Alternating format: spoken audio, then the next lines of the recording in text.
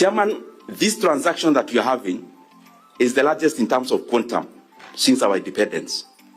Kenya has never had a divestiture of this nature in terms of quantum. It is the first time. And therefore, it should be important that we make this debate as robust as possible.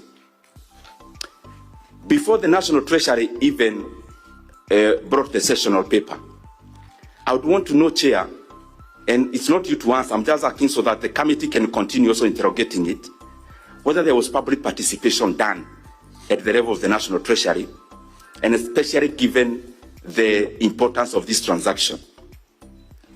The second thing is that I am privy to the information that some of the people who actually represented the government of Kenya in this transaction are neither contracted by government, they are also neither civil servants. Who did they represent? And especially some I know. And when the right time comes, I will give names so that we move forward together as a country in this matter. How can we have in a transaction a person meeting our buyers informally, and the same people also do business with the buyers?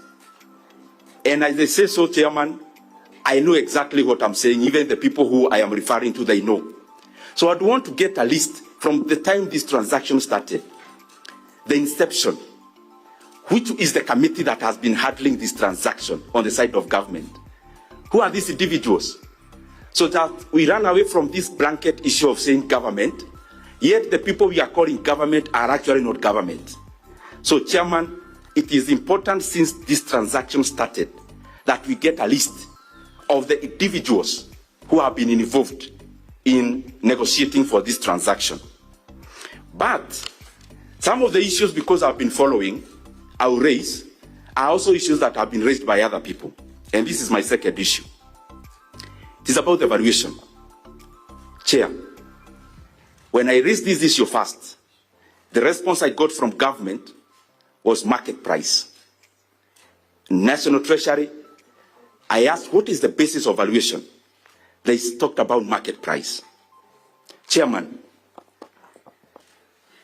since when I started buying shares, there is a canon of the market that is not just in Kenya, but across.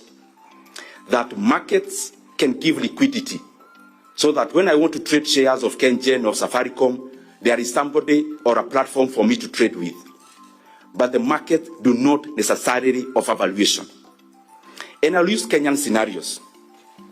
Chairman, if, for example, you look at today, in the stock market today, because it's online, you realize that a company, for example, Kenya Power, trading at today's price, the market valuation of Kenya Power is around 30 billion shillings today, actually 29 billion shillings. This is a company with assets of over 400 billion shillings. A company making 24 billion in net profits. Chairman, I invite this committee to check if properly we are looking for the welfare of Kenyans. Could we sell Kenya Power even at double price of 60 billion? If somebody offered the government of Kenya today to buy Kenya Power for 60 billion shillings, double the current price, would the government sell? I think the answer is no. The same company, the valuation was 4 billion shillings, 15 months from today backwards. Nothing fundamentally has changed, but the valuation of Kenya Power has more than times 7. There's nothing that has fundamentally changed. This just to show the vagaries of the market when it comes to valuations. You can talk about KenGen. KenGen is making around 10 billion in net profit every year.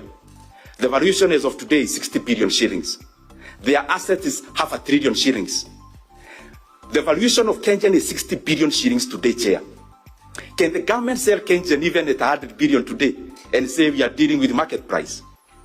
If you compare KenGen with a peer, a similar company, let me pick one market, for example, Nigeria. If you check NGX, the Nigerian stock market, there are similar companies like KenGen. One is called Transcorp Power. There is another one called Geregu Power. Geregu Power actually had a transaction the last 2 weeks. They produce power half of KenGen, yet their valuation is 200 billion.